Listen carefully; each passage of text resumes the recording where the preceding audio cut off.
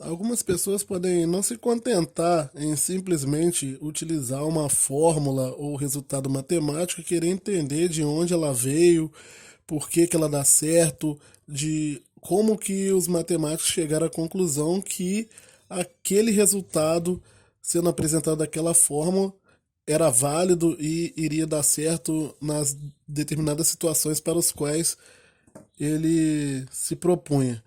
Pois bem, a fórmula de Bhaskara, nós começamos a demonstração dela da seguinte forma. Eu tenho aqui a equação, a forma geral da equação de segundo grau, ax quadrado mais bx mais c, e a partir daqui nós vamos realizar alguns processos matemáticos e lógicos até para tentar isolar o x nessa equação, até que nós chegaremos ao final dessa demonstração com a fórmula que nós chamamos de fórmula de Bhaskara, ou fórmula da resolução de uma equação de segundo grau.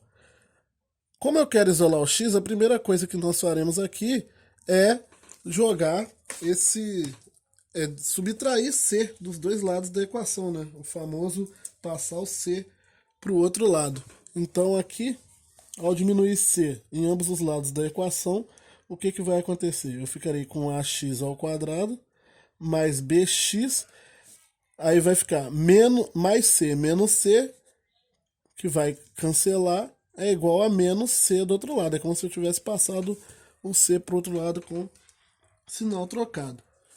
Depois desse passo, o passo seguinte seria eliminar esse coeficiente a aqui que acompanha o x ao quadrado, e para fazer isso basta dividir a equação inteira por a. Ou seja, ax quadrado sobre a mais bx sobre a é igual a menos c sobre a. Com isso, esse a anula com esse, a dividido por a dá 1, então eu fico com x ao quadrado mais b sobre ax é igual a menos c sobre a. Estou partindo aqui, tentando isolar o x na equação. Esses dois passos, eles são ainda fáceis de se enxergar. O próximo é uma jogada algébrica mais rebuscada, que você teria que observar. Deixa eu guardar essa folha aqui. O próximo passo seria somar b ao quadrado sobre 4a ao quadrado em ambos os membros da equação. Então eu ficaria com x ao quadrado mais b sobre ax mais b ao quadrado sobre, mais b ao quadrado sobre 4a, correto? Somando do b ao quadrado dos dois lados. A equação, lembrando, ela era essa. Então eu somei o termo b ao quadrado sobre 4a ao quadrado é igual a menos c sobre a mais b ao quadrado sobre 4a ao quadrado. Somei esse valor em ambos os membros da minha equação. Feito isso, o próximo passo... Deixa eu tirar essa régua que está me atrapalhando aqui. Feito isso, o próximo passo é você observar que no primeiro membro, agora eu fiquei aqui com um produto notável. É um produto notável que é um quadrado da soma, onde o primeiro termo dele é o x e o segundo é o b sobre 2a. Observa que se você aplicar o quadrado da soma, aqui você vai voltar exatamente para essa expressão. Quadrado do primeiro mais 2 vezes o primeiro vezes o segundo. Se você aplicar isso, vai ficar 2 vezes x vezes b ao quadrado sobre 2a. O b, o 2 corta com 2. 2 vezes x vezes b sobre 2a, que vai ficar b sobre a vezes x. B sobre a vezes x. Mais o quadrado do segundo, que é o b ao quadrado e 2a ao quadrado, que dá 4a ao quadrado. É um quadrado da soma. Ao somar esse b ao quadrado sobre 4a ao quadrado nessa expressão aqui, o primeiro membro vira um quadrado da soma. Essa observação ela é mais rebuscada, mais difícil de se ver. E do outro lado você tem agora uma soma de frações. Só que são frações aqui literais, né? Eu não tenho os valores numéricos do a e do a ao quadrado. Quando eu estou nesse tipo de situação, eu considero o maior termo aqui, o termo que tem mais elementos, como o denominador comum, porque eu tenho o a aqui e a aqui, eu vou utilizar esse cara aqui como denominador comum. É como se eu tivesse naquela situação, imagina que eu tivesse 2 terços mais 1/12.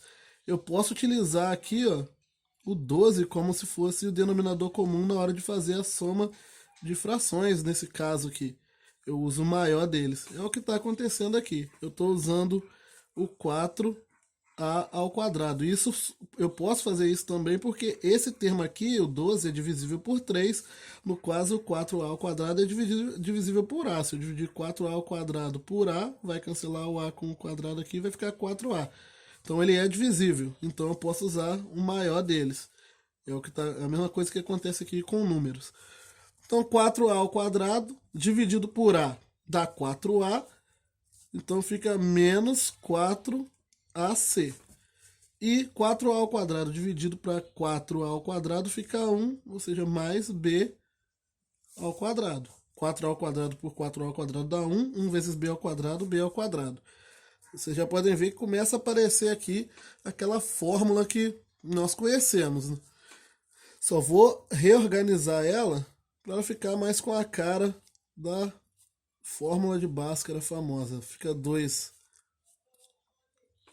mais b ao quadrado sobre 2, x mais b sobre 2a ao quadrado, igual a b ao quadrado menos 4ac sobre 4a ao quadrado.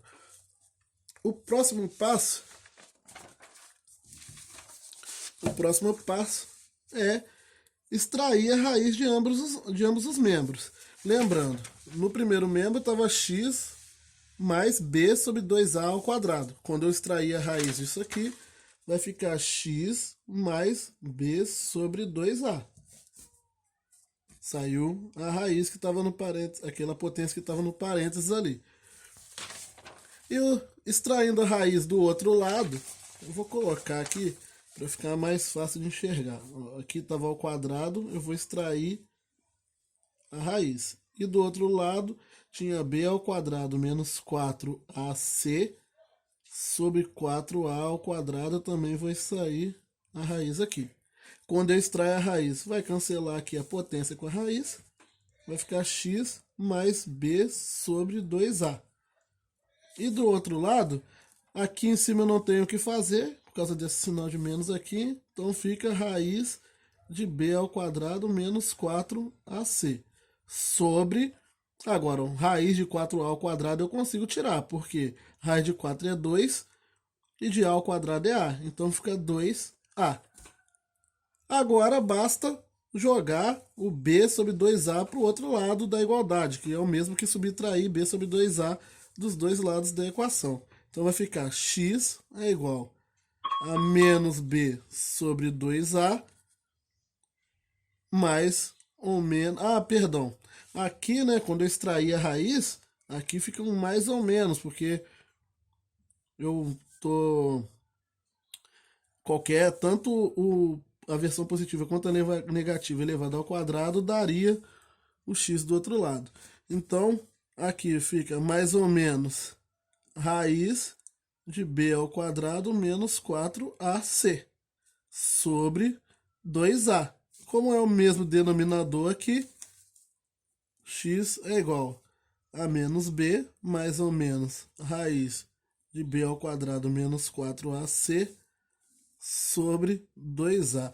A caixa de som apitou aqui, mostrando que estava acabando o som. Na hora que eu estava explicando essa passagem aqui, eu acabei esquecendo de falar do mais ou menos. Mas o que acontece? Quando eu tirei a raiz dos dois lados aqui, para cancelar essa potência, na verdade, eu tenho que considerar as duas raízes aqui, positivo e negativo, né? Então, Então eu termino aqui, que já tá com a cara que a gente está acostumado, da fórmula de Bhaskara.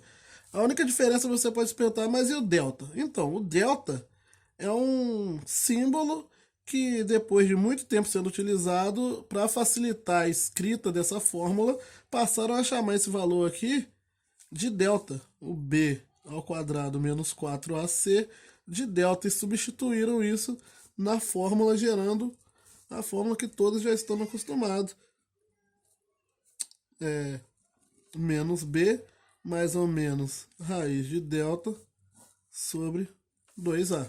Essa aí seria a ideia da demonstração da equação de segundo grau. É interessante você tentar depois fazer esses passos sozinhos, tentando observar cada detalhe, se você entender essas passagens mais complicadas, como essa das raízes, como essa passagem de somar o b ao quadrado, cadê? Aqui. Essa passagem também é mais complicada para você tentar entender o que está acontecendo. Mas a ideia da demonstração do porquê que a fórmula de Bhaskara é do jeito que é essa. Você foi tentando criar maneiras de isolar esse x, só que essas maneiras têm que ser matematicamente possíveis. E cada passo desse aqui não tem nenhum erro matemático, todos eles são matematicamente possíveis, por isso que o x aqui está isolado corretamente e eu posso usar essa fórmula aqui no final para encontrar o valor de x em qualquer equação de segundo grau. Se eu não tivesse isso daqui, o que eu teria que fazer? Eu teria que aplicar esses processos todos, toda vez que eu quisesse resolver uma equação de segundo grau. Por isso que a fórmula de Bhaskara ela é tão importante, ela ajuda muito os matemáticos e também não matemáticos a resolverem problemas envolvendo a equação de segundo grau. Mas uma última coisa que eu queria falar, aqui já aproveitando o momento da demonstração, é sobre esse cara que nós chamamos de delta. Aqui, delta é o nome desse símbolo, que é a letra grega, é uma letra grega, né? Na verdade, esse é o delta maiúsculo, o delta minúsculo é um símbolo mais ou menos assim. Esse delta, além dele ajudar a resolver a equação de segundo grau, ele também nos dá mais 3 informações. Quando esse valor delta é positivo, o b ao quadrado menos 4ac for um valor positivo, a equação de segundo grau terá 2 soluções. Por que ela vai ter 2 soluções? Porque você vai ter 2 valores possíveis aqui para essa raiz, então você vai ter um para positivo, outro negativo, então você vai ter dois possíveis resultados aqui. Quando ele é igual a zero, essa raiz vai zerar, então mais ou menos zero não muda nada. Por isso que você só vai ter uma solução. E quando ele for negativo, você não vai ter, essa raiz não vai ser possível, né? Se o delta for um negativo aqui, você vai ter uma raiz de um número negativo, raiz quadrada de um número negativo não existe. Então você não vai ter nenhuma solução. Aqui eu já me adiantei, esse finalzinho eu tinha deixado aqui importante, era só para eu mostrar essa fórmula agora com o delta no lugar do b ao quadrado menos 4ac, mas eu já me adiantei aqui, então já está falado o que eu queria falar nesse final.